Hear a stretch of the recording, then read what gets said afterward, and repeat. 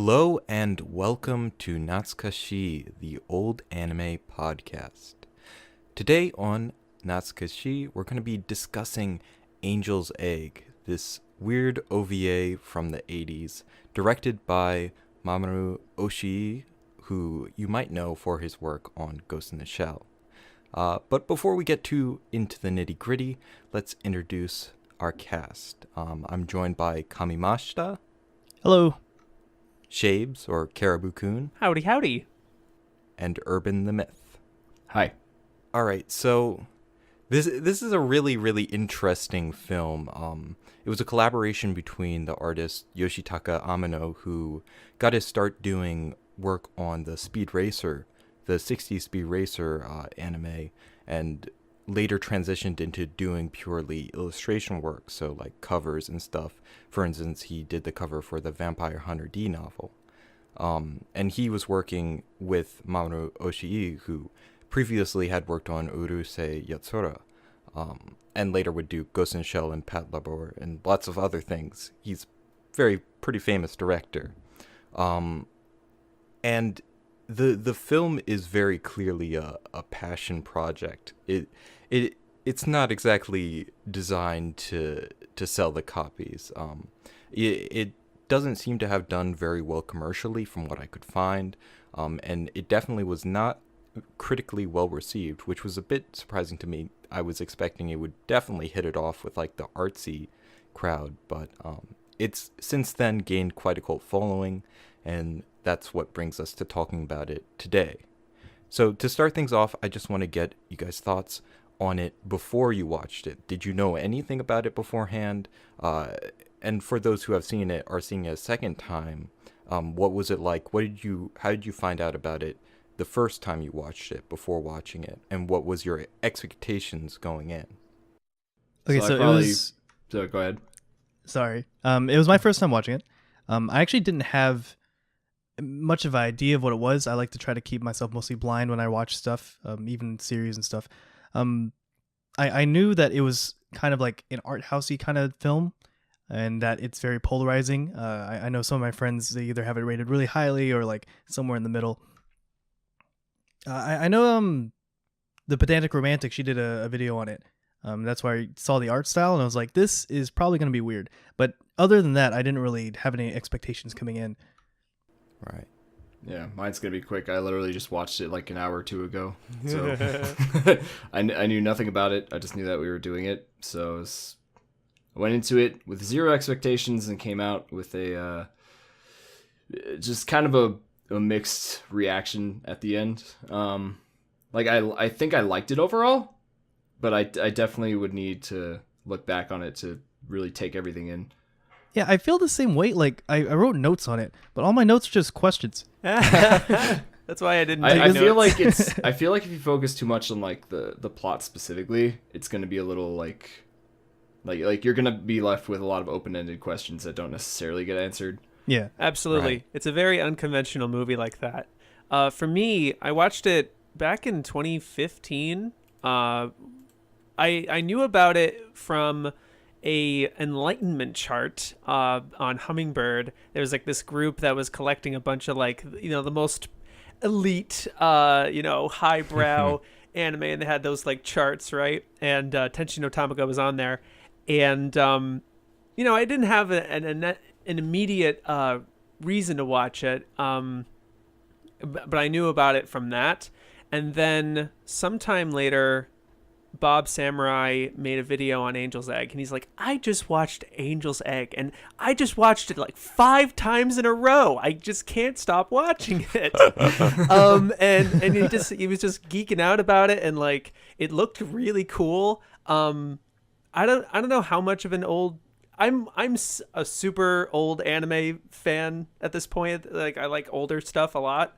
I don't know how much of a fan I was at that time, but I definitely knew that I really liked how the color palette was and just the detail in the art, everything about the aesthetics of it. And that's mainly why I really like this movie. But yeah, he was just geeking out over it, and I'm like, man, all right, I'll give it a shot. So just sat down and watched it, expecting kind of like not being not gonna get it the first time. Kind of similar to like Serial Experiments Lane, where like I'm definitely not gonna get everything on the first run, and just kind of taking it in and knowing that it wouldn't have very much dialogue, and that like it was very different. So I had pretty reasonable expectations. I did kind of get what I was anticipating, I guess. So yeah, that was my first experience with it, and then I ended up showing it to my anime club at college.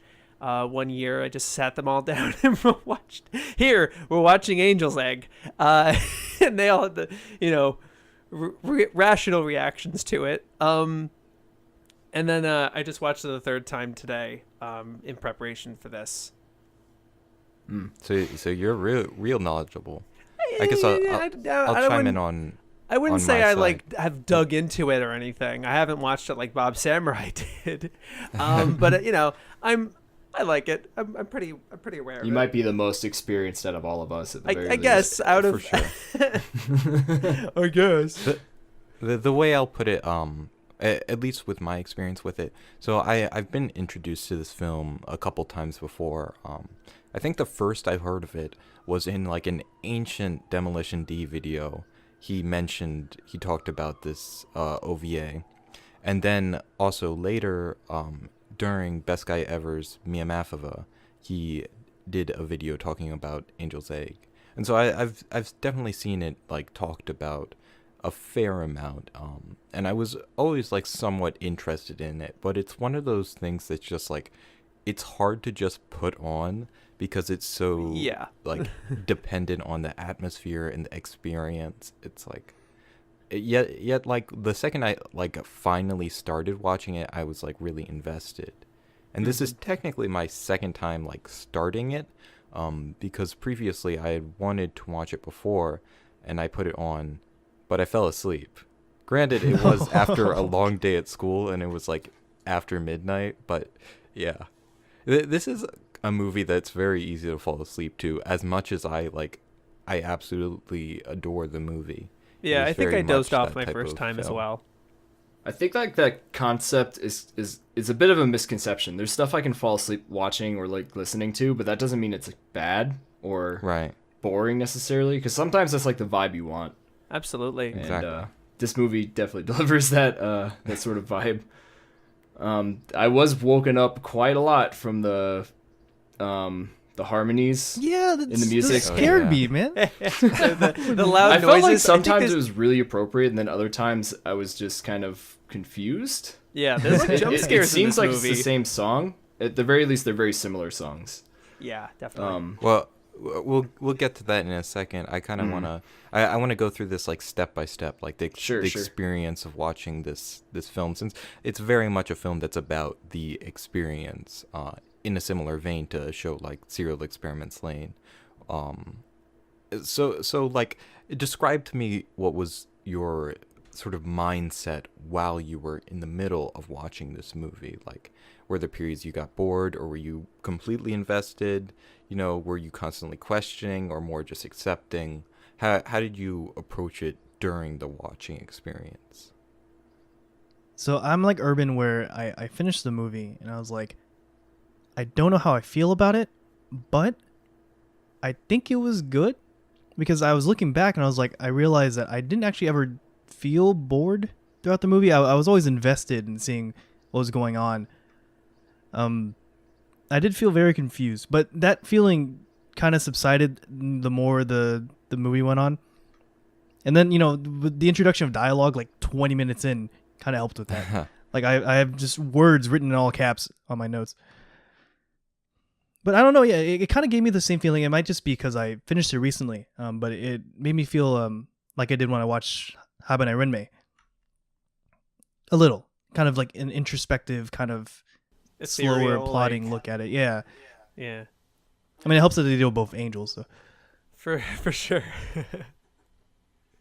I think this happened with my first time, but I consistently watching Angel's Egg, it's always a spectacle for me, and drinking in the character design, and we'll go into each of these later, but like the character designs, the direction, the animation, the colors, the backgrounds, the music, like everything is like super distinct and rich, and I love it. It's a gorgeous show. It's a gorgeous movie to look at. And I know that like I think Mamoru Oshii did say at one point that he was a little confused as to what the meaning of the movie ended up being. Yeah, there's a quote from him that says that he stated himself that he does not know what the film is about. Right.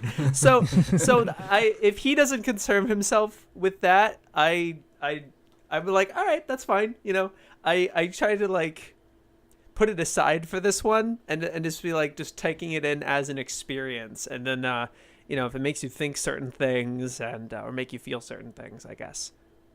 And that's mainly what I go through when watching it. It's harrowing, I guess. It's interesting. Well, for myself, when I popped it on, I was not expecting like the like massive like contrast in colors and shadows and light. Like I love that kind of aesthetic design. I think that's really cool. This movie really likes the color blue, especially especially like faded and like washed out. I guess this is the same thing. But that was my biggest takeaway from it, is I really liked the lighting and color design of everything. I felt like it told me information, namely also that the main characters were very like brightly lit, especially the girl. It kind of conveyed to me like I guess what those characters represented, even though I don't fully understand it. You know what I mean? Like I felt like I got information from that. My only like issue with it is that I felt it's supposed to be a very slowly paced movie, and I get that. I did feel like some shots lingered for so long, but it didn't like add anything to it. But there are other shots that did like linger really long that added a lot. So it was just kind of me just kind of picking and choosing what kind of like I would say this one of the scenes where that was used really effectively is where I don't know, did they even have names? It's just boy and girl. If you look on Mal, they don't have names. The boy is sitting beside the girl as she falls asleep, the and campfire the light fades scene. away. Yeah, I felt that was a really good scene. But then there was like others where you know, they were either just kind of blankly staring or something was happening on the screen, but it was just a still shot. And I was like, I got the idea they were trying to convey, like probably a few seconds ago. Right. And there's like a lot of scenes like that. And I feel like that's kind of what hurts like a viewing experience for somebody going into it blind. Mm-hmm. That's one thing I would say might be a problem, but it's also something that adds to it. So, you know, it's kind of up to you, like whatever you prefer. Yeah, I can see where you're coming from, but it didn't really bother me too much. I definitely noticed that. Though. Yeah, I would say for myself, it was really I've become more aware and more invested in this aspect of enjoying media purely as an aesthetic experience. Because I mean that's really the root behind many other forms of art, particularly like painting and music. It's very much often about the music and the painting within itself, within the context of itself, removed from greater context, which is an interesting way to look at art, and not necessarily the only way, I would say, but just a way that I appreciate.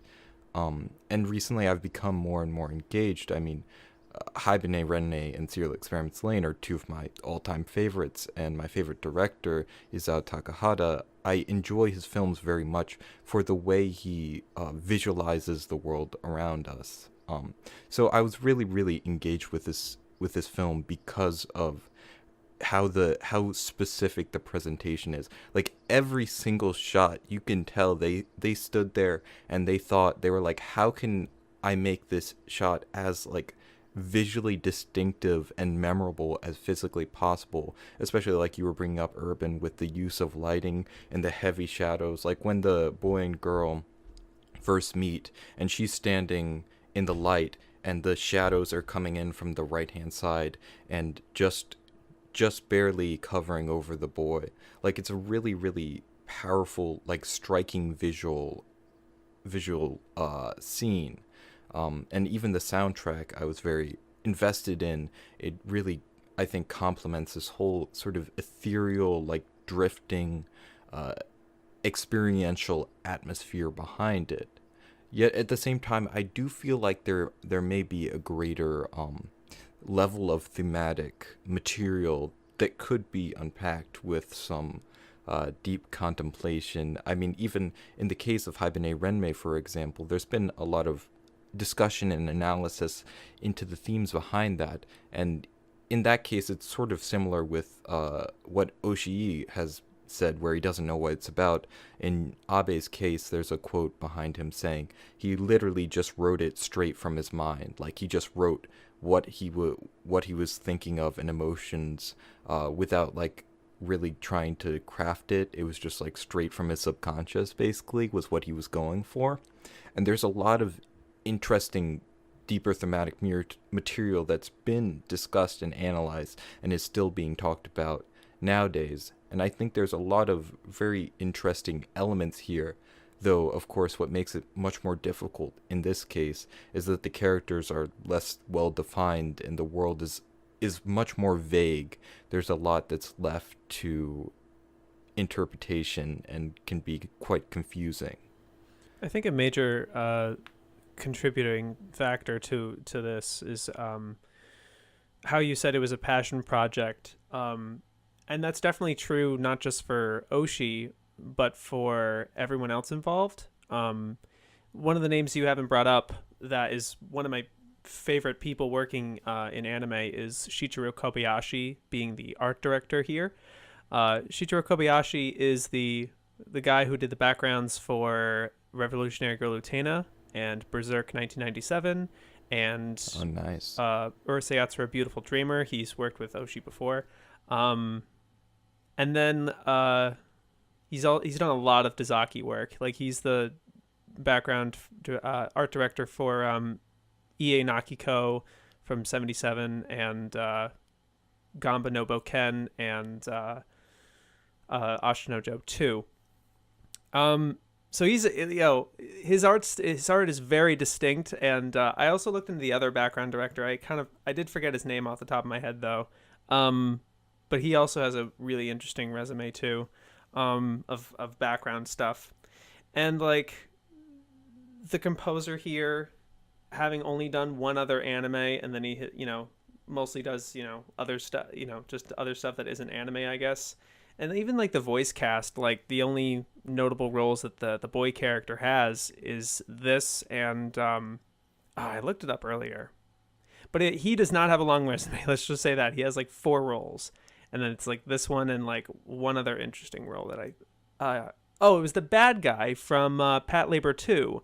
Like the main antagonist in Pat Labor 2, he voices that character. But other than that, It's like he doesn't do anything else. I wonder, it does feel like a lot of the stuff, a lot of the people working on this project, it was like very much like you're saying, a passion project, and a lot of these people are just here because they were literally Oshii's just friends. He was just buds with all these people, because a lot of them had either worked with him before or like had never worked on any anime or barely any anime except for this project. And they just come on from this and then never do anything else. Yeah, like Yoshitaka Amano designs are gorgeous in this movie. And I think maybe like Kawajiri takes some influence in his designs. He kind of blends his character design with Amano's in Vampire Hunter D Bloodlust. But like other than that, I don't know of like any other like character, another show that like has these sort of character designs, and they're just flat out gorgeous. So, Shabes, I do want to ask you this. It will be a little bit of picking your brain since you're the only one of us who's like experienced this more than once.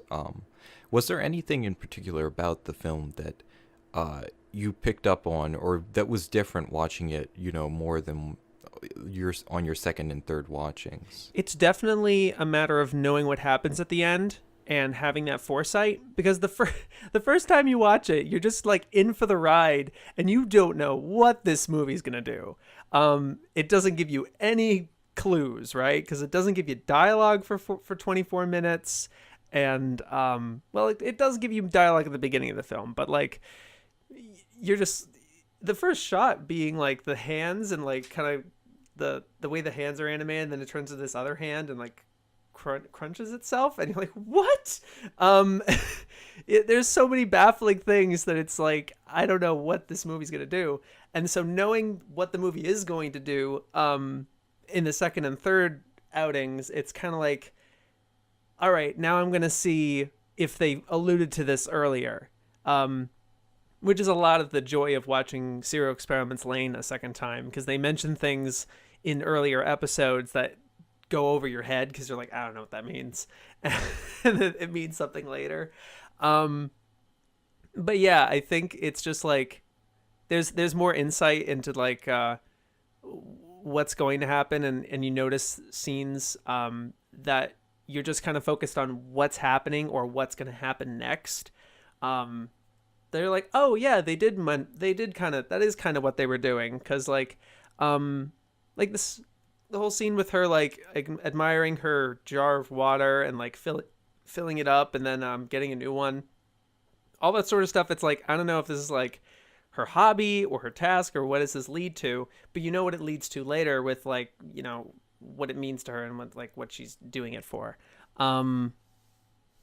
When you know that context of like that, the rest of the other scenes kind of feel like, oh, okay, I see what's going on here. Yeah, it just adds more context to it. Exactly. I like rewatching stuff for that reason too. Like when I know like the spoilers behind everything, it's like a new experience. Yeah, for sure. I definitely agree with you there. I'm a bit curious to think about how this like influenced or at least like compares to a lot of his other work. I myself, I'm fairly inexperienced. I've basically only seen Ghost in the Shell outside of this film now, and I would say like that film definitely has a lot of similarities. There's a similar like just general feeling of despair. There's not a whole lot of dialogue. The way the film is sort of framed is very similar, and while of course that movie has a lot more action, it still has this sensation of a very like heavy, brooding pace to it. That's very similar to this film. But I do want to know, because I know you recently finished watching Urusei Yatsura Shapes, and which Oshii was working on prior to doing this OVA. I'd be curious if there's like any notes of this in that. Well, since I know they're very far apart. Yes. So I think I don't want to consider myself an Oshii expert or anything, even though I've seen a lot of his work. Because, you know, I haven't like researched into the guy, but from my impressions of him, he is an incredibly competent director. Like he's able to, like you said, have very dynamic shots, memorable stuff, and like powerful images. And he's a very competent director and able to direct well. And so his launching pad from that is, okay, I'm good at what I do. I'm going to push the envelope and get kind of weird. And I think Angel's Egg is really, it was a concept by him and Amano. Kind of they shared the script here, and it really did seem like their sort of foray into really, really weird and experimental, because Urusei Yatsura is a manga by Rumiko Takahashi, and she was a pretty prominent manga author, fresh and new and everything, and she would later go on to be the highest grossing female comic artist of all time. She's sold the most comics. So she's a pretty prominent creator, and so he is adapting her work, and, you know, kind of playing within the boundaries of that, and he does it with the first film. I think there was something about him directing the first Urusei Yatsura film where he kind of came into the project late or something. I don't remember. But the first film for Urusei Yatsura plays it pretty straight. It's competently directed and has all the characters act the way they would in the show. It's a serviceable movie. And then the second movie, the reason it's so well known and well loved is because it's very dynamic and expressive and experimental and surprising. You know, a lot of good adjectives, right? But he's pushing the boundary of the show and kind of taking it in his own spin. And that's what he's done for a lot of the sequel films that he does. It's a very interesting pattern where the first Urusei Yatsura film, the first Ghost in the Shell film, and the first Patlabor film are all great films of that franchise, like good films of that franchise. Patlabor 1 being one of my favorite movies. And then the second movies, Innocence, Beautiful Dreamer, and Patlabor 2 are good movies, but they're not necessarily good movies of that franchise. Like, Patlabor 2 is really good. It's a really great political thriller. It's an awesome movie.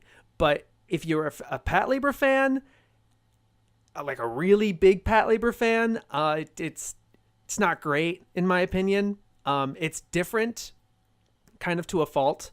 It doesn't really do things with the characters that they should be doing. And I sort of had problems with Beautiful Dreamer as well, where I was watching the series and I was very deep into the series before I finally watched it. A lot of people actually watch the film before they see the series because the series is kind of a commitment and it's just a film. And they all love the movie, right? And then it's like, well, yeah, but it's not quite the series, you know? The characters don't quite act the same way. So anyway, but So it's kind of like once he's proved he has his chops, he's like, all right, I'm gonna go ham and do all this crazy stuff because pretty I much, can. yeah. And to good success, I think. I think his filmography is great. And Angel's Egg is really I mean, you have the Skycrawlers too. I haven't seen that film. But it's definitely Angel's Egg where he's taking advantage of the 80s being, you can make whatever you want. You know that period, the period of the 80s where like it was profitable to just make an OVA, just to make it. I read something because I was reading through a couple sources just to get a little bit of background on this film. I don't have a lot, but you know, I was a bit curious about it, and one of the quotes was saying, I don't know how true this is, but it seems to make a lot of sense to me that this is one of the OVAs that could have only come out of the peak of Japan's bubble economy. Exactly. Because I mean, this film was not made to be profitable. Mm-hmm. No, absolutely not. No, yeah. It's a weird one. But yeah, and I think that was his major foray into that. He's capitalizing on that period of time for the economy, I think, and for that period of anime. To very good success, I think. It's a great movie, in my opinion. I think it's like a very, I don't know if important is the right word, but like I'm glad it exists. Sure. Because definitely. it's like, I just appreciate that people can put in their own like artistic like flair to everything and not really necessarily conform to what audiences will receive well. Which it does confuse me that critics didn't receive it well at first. That's definitely interesting. It's probably having to do with like the way that like animation was perceived in Japan, because around that time you were starting to get more otaku friendly stuff, and and you know, it's not exactly a film that holds your hand or makes you laugh or right.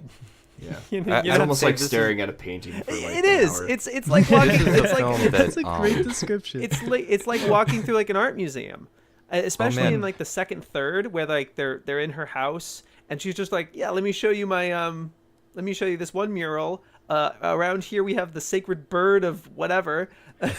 You know, it's literally the like human walking skull. through a museum.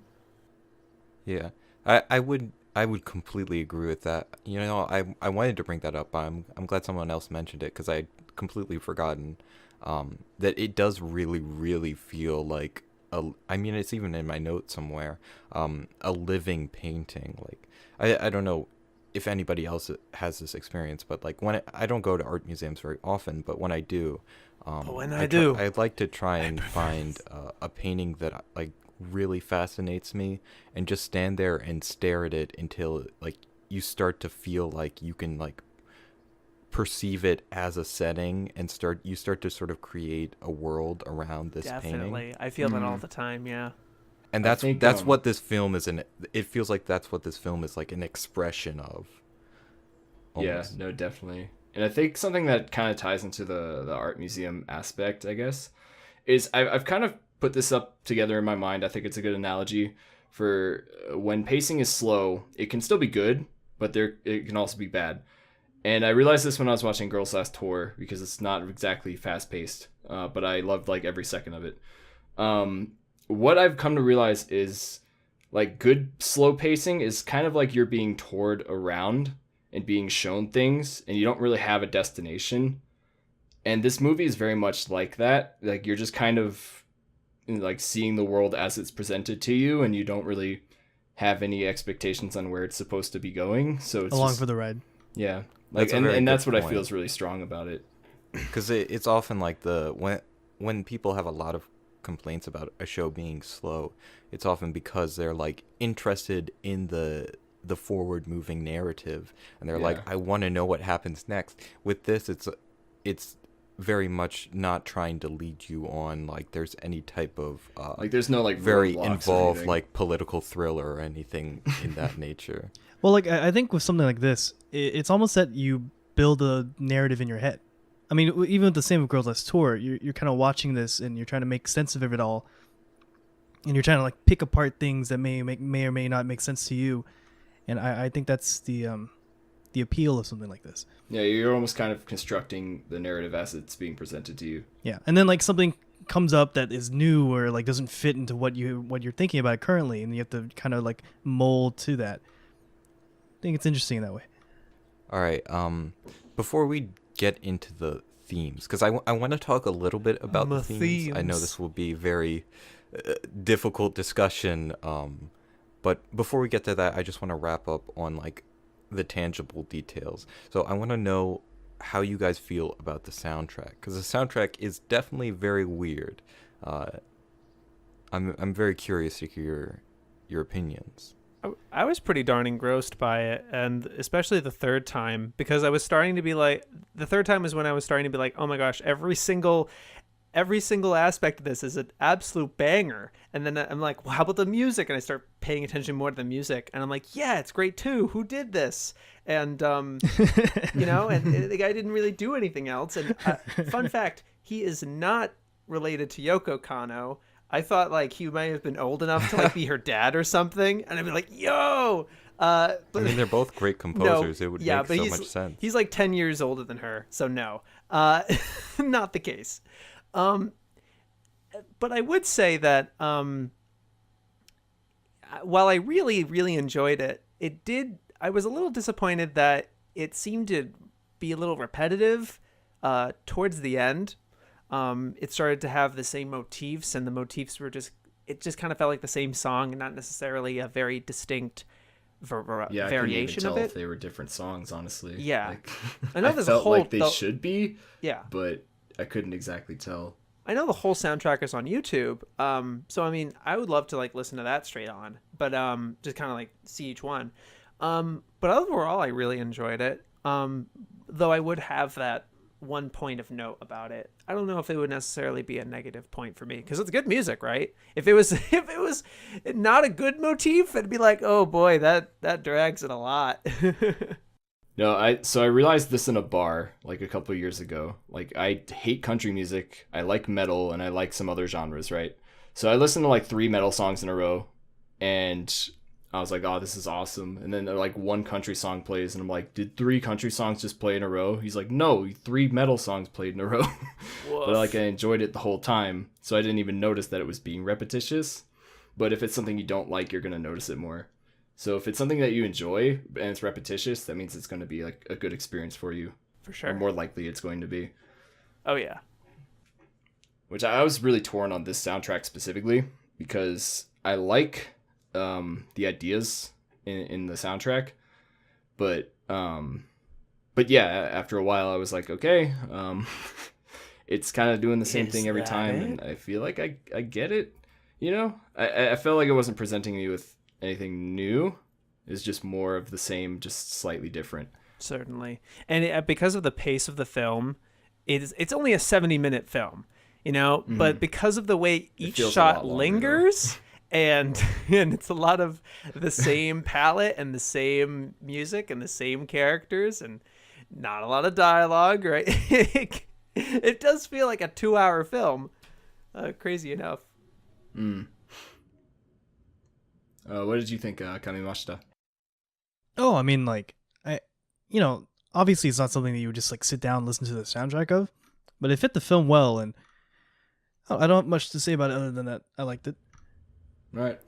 All right, I'll chime in. I've been waiting eagerly. Yeah. Here comes the music, dude. So I would say I'm definitely a little biased coming into this. I'm a classically trained individual, and I know not all people who like classical music are into the contemporary and modern music, but I very much absolutely love contemporary and modern classical music. I really like all these weird sounds, and I just like stuff that sounds new and fresh and strange to my ears. It's really, I like to be interested, even if it might be like really dissonant or something like that. So right off the bat, this composer, he went to a conservatory, based on what I could find, because he doesn't even have an English Wikipedia page. Yoshihiro Kano, he has a French Wikipedia page for some reason, but it seems like he's mostly like just a composer, and he teaches at like a music university, and then like he's done these like a couple projects. He's worked on, I think, maybe 1 or 2 live action films or shows, but not a whole lot. And what I really like about the soundtrack for this one, and it's a particular sort of theme of a lot of contemporary and modern music that when it's used, I really, really enjoy. And it's sort of this contrast between the sort of ominous, the grotesque, and the like ethereal.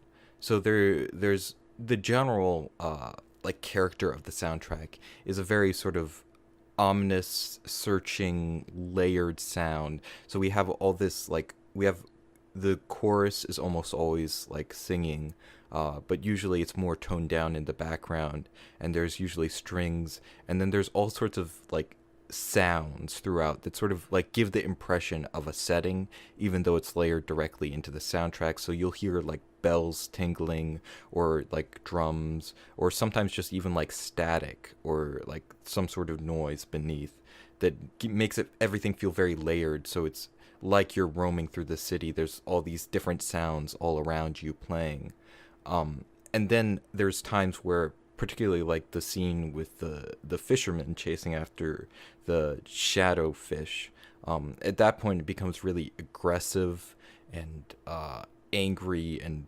heavily dissonant. But that's contrasted against these moments where, like the scene, for instance, where the girl walks into what seems to be a church. There's pews beside her, and there's a stained glass window, and it just breaks out in this full, like, very church music, like very European church music, like the music of Bach and Handel and stuff like that, where it's this full choir coming out, and it's this moment of like beauty and levity that's sort of recharacterized by what's around it. So it doesn't feel quite so, it feels almost sad because of everything that's surrounding it and the visuals that give it context. So I was like really digging it, and especially the way he plays with like mixing up the time signature, so that you never feel like you can solidly follow the beat, because he's constantly sort of switching things around and changing the layering and doing all sorts of weird stuff that just makes you feel this like constant sense of unease. Like honestly, there's enough here in the soundtrack that I could probably do a full analysis just about the music here, but it really grabbed me personally, especially since I would say I'm more used to hearing this type of stuff. So not only does it appeal to me more, but I latch on to the various like ideas and elements that it brings up a lot more. Because for me, the music is, I would say, is about like it's about 50-50 between the music and the visuals that make me like really like this film a lot. I mean, that's fair. I also, just as an input, so the version I watched was just on YouTube, so I don't know if this speaks to the quality or if it was intentional, but there were moments where when the music got to like its highs, it was just like hurting, but I felt like that was intentional. I feel like it might have been a bit of both, because I had started watching it on YouTube, but I noticed that there was a little bit of visual distortion, so Yeah. I didn't. So I think it might be just a little overcompressed. I mean, there's definitely moments where it's supposed to be pretty dissonant and aggressive, but it might also be a factor. Yeah, so I was unsure, but I felt like it was intentional, but I also feel like I could just be reaching too much. No, I mean, I definitely noticed it as well. I think you're on the right track too, especially the scene with the ghost fish. I love that track personally, but it does feel a lot like Bombardment when it's happening. It's super. It was really yeah, just the highs that was like hurting specifically. I can understand that. All right. Well, with the music talked about, done, set aside, let's jump into the themes. So, yeah, I was really trying hard while I was watching this to pick up on the themes, and there's a lot of stuff like I'm thinking like, am I crazy? Is that something like that is trying to say something, or is it just trying to be an unsettling visual?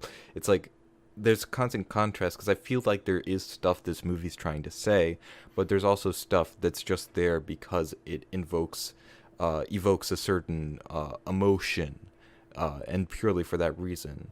So, for instance, the most obvious element is that of religion, particularly Christianity. Not only is there the element of the choral music, obviously taking influence from church music of the olden times, of the time of Bach and so on. There's also the element, like, directly the boy, there's a scene where they're talking about what seems to be the history behind this world, and he directly, well, not directly, he paraphrases the story of Noah's Ark, and that's sort of like the lead up for this world we have now, it seems to be. Yet I'm dubious, because there's the question of, is this trying to make a comment on that element, or is it just buying into the Christianity for the pure aesthetic purposes? Like, for instance, in Evangelion, the Christian imagery is really there for the sake of just being imagery. As far as I know, there's not much deeper statements to that particular element in Eva. But yeah, it's hard to add on to. Yeah, this. it really is. I did feel the characters specifically, and their relationship with the egg. I felt, if nothing else, just the obvious thing is that they had different perceptions on what the egg was and like what it means. You know, like the girl would hold on to it, and the guy's very cautious of it and wants to know what's inside of it, and then what happens towards the end. I feel like we should figuring out like what the egg represents would be interesting. Like, is it hope? Is it like something like that? Because that's what I was kind of grabbing towards. I don't know if anybody else kind of felt the same. I think it is supposed to be like, oh, I wonder what's in that, because that's like the first question he asks her. It's like, he says it with starting with, it's like, oh, you should probably keep this, if this is important to you, you should probably. I think what was cool about the interactions with these characters and their motivations was just, it was very easy to get. And there wasn't any complex, the boy does spout a lot of the stories and background and stuff, and his philosophies of stuff, but it's never none of it's very aggressive in terms of like, oh, this has to be the way it is or whatever. It's just like, it's like, it's him being pensive and ruminating on his situation and on the current standing, I guess, and him asking if like, what do you think's in that? I think for the audience, it's like, it doesn't matter what's in it for her. I think she cares more about like protecting it as an egg than like any curiosity, and that's why she doesn't break it, and that's why he breaks it, because he has that curiosity. At least what I think. Or maybe he has an idea of what's in it, and he's like, well, Oh I my have to God. break it. You know, that might actually be a callback, or at least a reference to. I wonder if it's an intentional reference to, for instance, the Fable of Pandora's Box. Yeah, and that maybe. because of his curiosity, he destroys the egg, and then there's this very sort of like cataclysmic final scene. Yeah, some stuff seems to happen, for sure. Flooding, and I think there was more eggs that were growing. Like when they get outside, there's more of those eggs that are coming from like stems or whatever. There seems to be more around that. But even then, right? You can't even. That doesn't even explain that one scene where she. We're gonna start to go into spoilers of the film. I'm sorry. When she drowns herself. She. I was so sad when I saw that scene. I was like, no. Yeah. I didn't realize like how much I liked her until the end of the movie. For sure.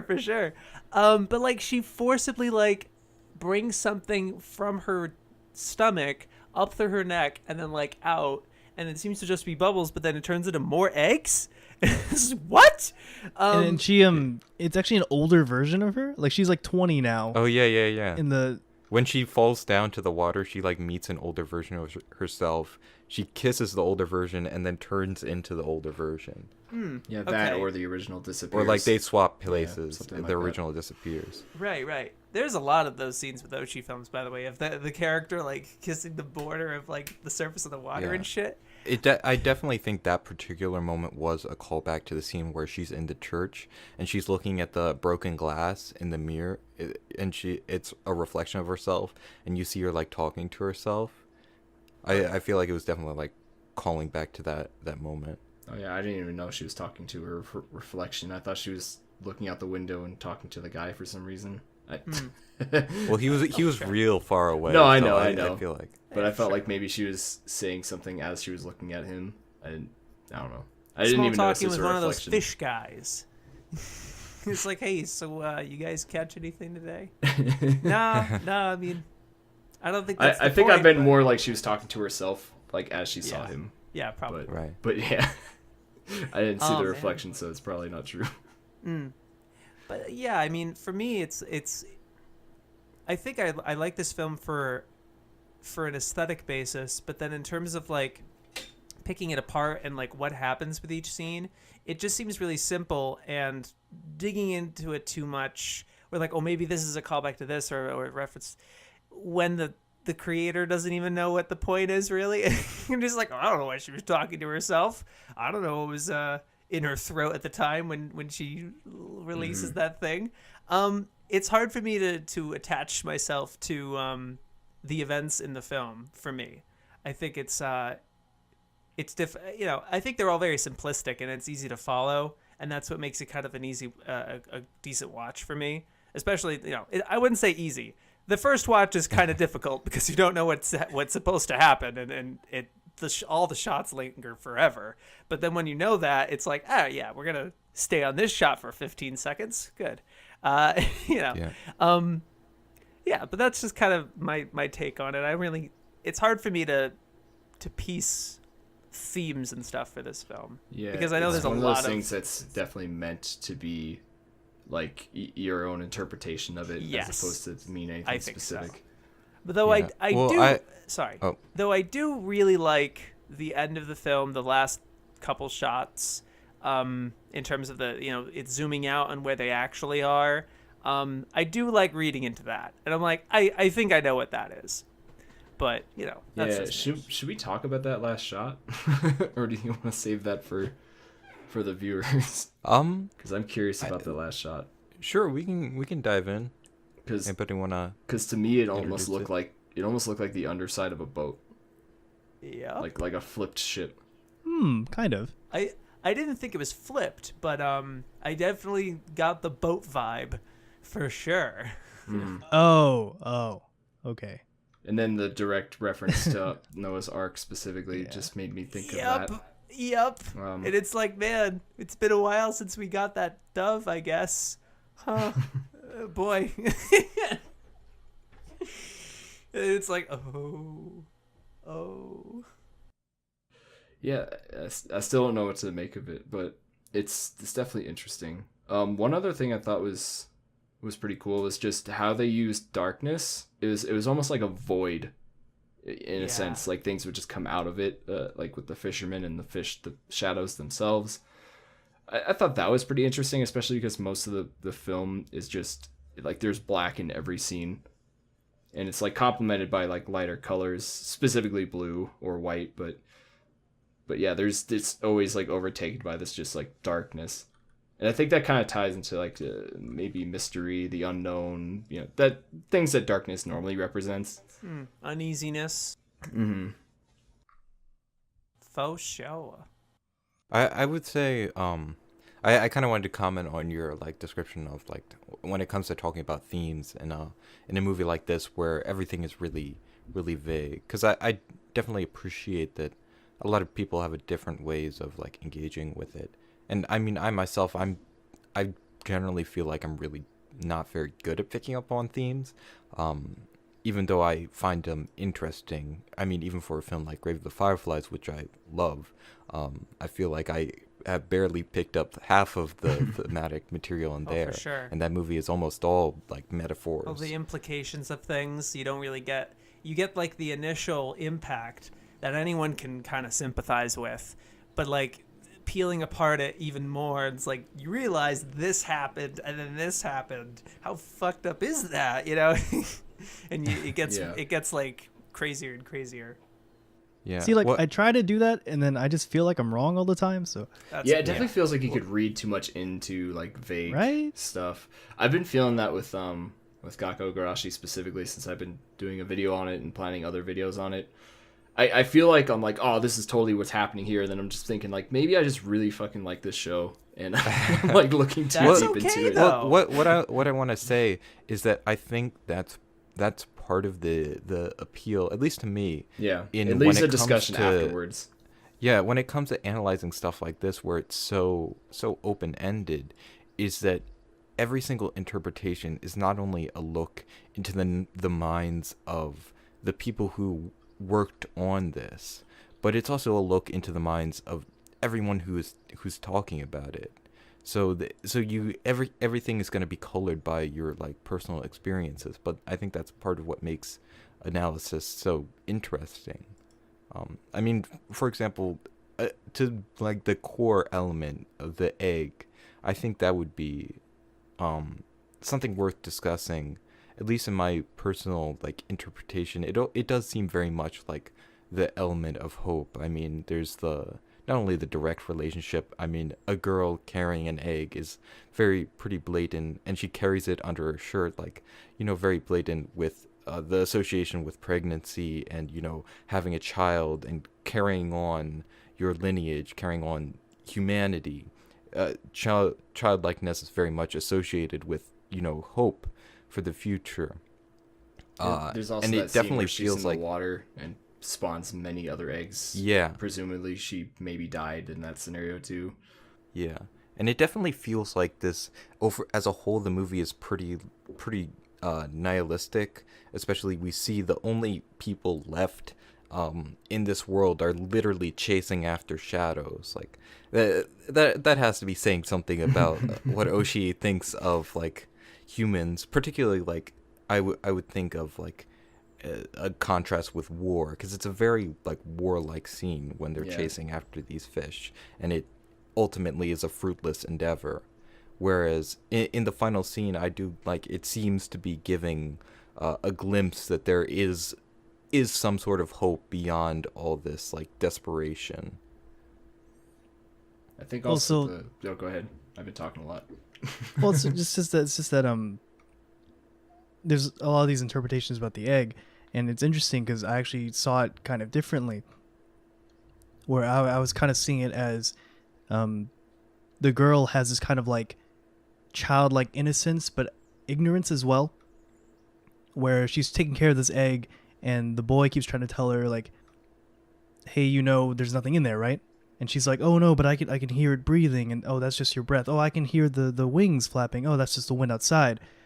And then the way I interpreted the ending as rather than curiosity and trying to expose the mystery, it's more of the boy having to do something that has to be done but is inherently bad for the greater good, because the end result is that there's more eggs. Interesting. That's a See, good and that's part reading. of what I think is interesting. Like, you can perceive it either way depending on which character you're more keen to sort of like agree with, or at least perceive as their side being the more correct perspective on life, which Like is I personally pretty am. fascinating. I saw the boy as almost like a Jesus figure because he's carrying around a freaking crucifix, just like a cool futuristic one. Gun. So I kind of. Oh, and he comes out of a tank. I didn't get that at all. Anyway, He's a soldier. yeah. So I just kind of saw him as like almost self-sacrificing, or like sacrificing, or again doing something that must be done. Yeah, I can see that. I did want to mention, like, what's the deal with the like the alien like technology, and like I'm curious about that because I felt like that had very little impact on the story overall, but it was there. You know what I mean? Like with the tanks, they were like making like some sort of like slurping noise or whatever, and they were just moving like in organic like fashions. And I definitely feel like the setting is very heavily playing into the element of the post-apocalyptic. Like, for instance, if we're taking the boy's words as not to be meant literally, when he's talking about their history being that of Noah's Ark, except in his telling of the story, they board the Ark, and the everyone dies, killing off all the people except for Noah and the people on the Ark with him. They send out a bird. The bird comes back. They send out another bird, and the bird doesn't come back. And like the bird could have died, or maybe it found land. But the people forget about the bird, and they forget over time who they are, and sort of lose direction. So, which you could definitely interpret as being like, this is a futuristic society that is sort of like most of the people have died out, and the people who are there have forgotten what it was like beforehand, and sort of fallen astray from whatever the true humanity is. Yeah, it I don't know. I like it because it constantly makes you challenge your interpretations of things, because then you have a reading of it, and then it's like, but what about this part? What about the giant floating eye at the beginning and end of the film? Oh yeah. What is that? And it's then a mini boss from Majora's Mask. yes, you're right. I just There you go. gotta shoot it with my Problem cross solved. gun right in the eye 3 times. And like at one point it's like, wow, the city's completely abandoned, and then like 100 of the same fisherman guy pops out, like, oh, it's not abandoned. All right, huh? Yeah, but it's just like, I personally think I would lose my mind trying to like get a real accurate reading and the most thorough. I don't know, for me. Right. But it is cool to like take certain pieces and really latch onto them. I think a scene that I latch onto a lot is him admiring that one piece of art in her house, I guess, castle, you know, mansion, abode, something. yeah, and he's like admiring the tree of life thing, and it does this really cool. It doesn't really make sense, where he has his arm slowly go up the mural. Yeah. But it keeps going and going, and it's like, man, he should have stopped got a reaching long by this arm. point, and he just keeps going and going, and it just like stops and it, like as if to Inspector clutch Gadget. something. I love that scene, and it's like, what does that have to do with his motivations as a character, and what does that mean for the people that occupy this area, and what does it mean to her? And yeah, I don't know. It's stuff like that. You can pick one scene apart like a bunch of different ways. Yeah, I would say to sort of go into the more like general final thoughts section, that's part of what I love about this film is that there's so many angles with which to enjoy it. So there's the pure like aesthetic level, which it's already great at. But then like if you want, you can also sort of you can ruminate on the themes and like the striking imagery. There's like you can approach it both ways. There's something for everyone, I think. Really in this film, but it's definitely I say something for everyone when it comes to this type of movie, but I would imagine for some people who struggle more with slower paced films, it might not be the ideal viewing experience. I know there's some people who it's like they really want a clear cut narrative to follow, and this film is very much not going to give you that.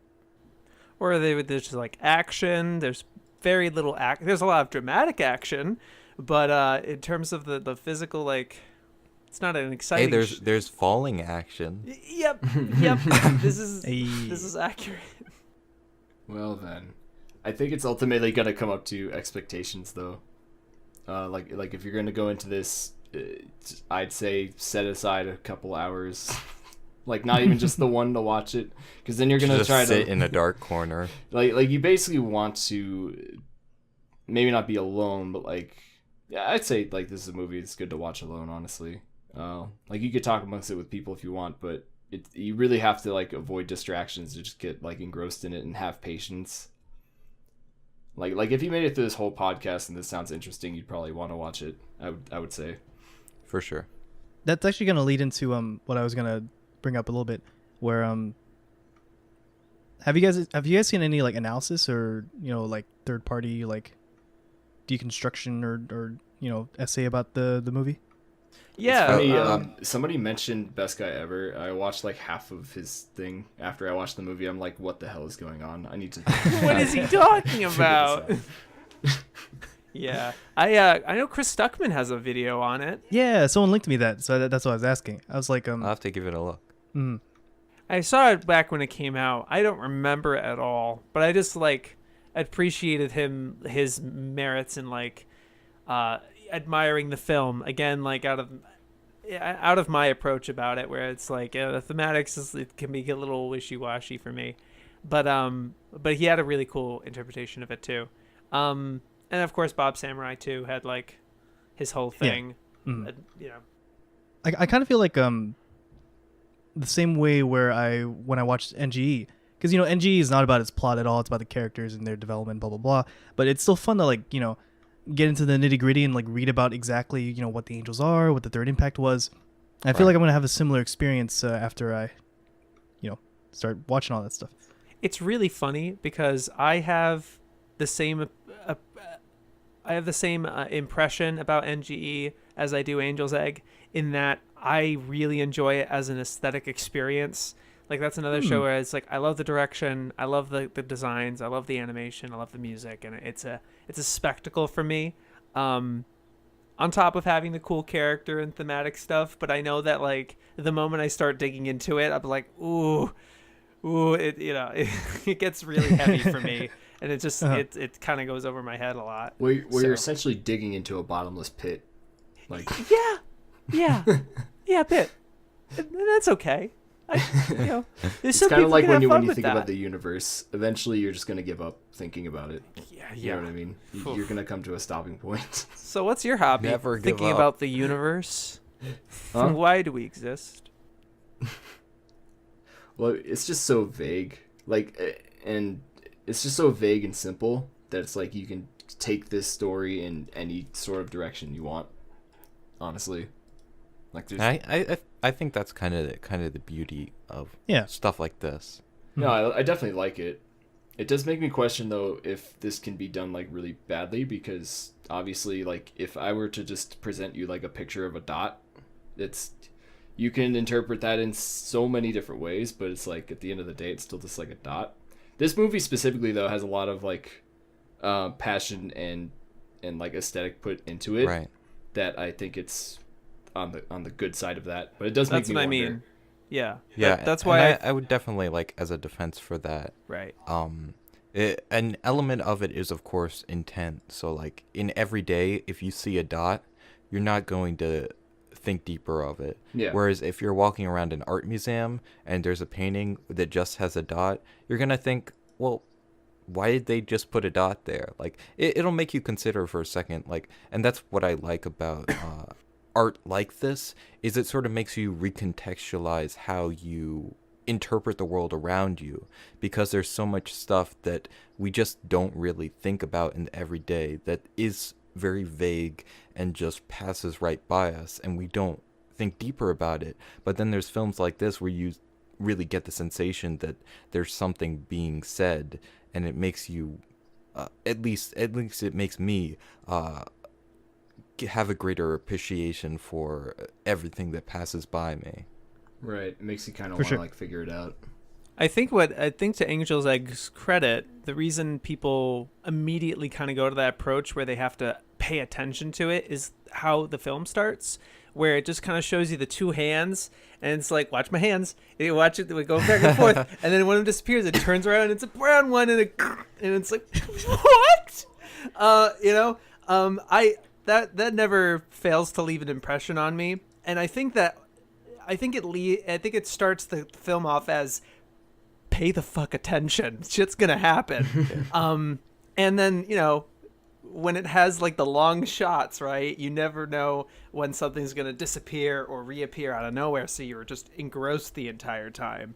So I do think it's out of the way the film starts itself and presents itself initially, because I do think what you're saying, where like, if you want something super experimental and has a lot of different interpretations of it and have something big like this, I think it's very easy to try to make something like that, but then not basically forget to give the audience a reason to be invested, I guess, because you can probably have that, hey, this is a cool idea I have, but the audience isn't hooked. You have to like try to be like, have the audience be kind of like, well, wait, what? What? I want to know more. Please show me more. Keep them on their toes. Yeah, definitely. And like you said as well, being a more aesthetic experience and have some stuff to look at. You know what I mean? Because even if it's like, wow, this is all really pretentious. I have so many wallpapers now. Yeah, exactly. It's like, well, at least it looks good, huh? Cool. So. For sure, I think it succeeds in that way, but yeah, you're right. That like it's very easy to yeah. Yeah. So, with our podcast timing now reaching almost about as long as the movie itself is, if you listen to this whole thing and got through it, you probably will enjoy the film. The movie, yeah. You could have just watched the movie. I'd be surprised if you hadn't seen the film yet you watched this podcast. I'd be like, okay, cool. Hey, at least with a podcast, flattered. you could just put it on and do something else. That's You're what I do. right. Yeah, that's true. It's not a visual thing. But yeah, definitely. I hope you listeners, lovely listeners, enjoyed this discussion into Angel's Egg. I'll be seeing about what we're gonna be talking about next time. Maybe something a little lighter, not quite so heavy, for the next episode. Haven't decided yet. You have to do something like really basic and stupid. Girl the power. The plan will be by the time this is uploaded, I'll have decided on what we're watching next, and that will be in description or in the comments. But I would gladly take any viewers' recommendations on what you'd like to see us discuss next. But that is all for now. I've been joined by Kamimashita, Bye. Shapes, Bye. and Urban. Adios. Bye.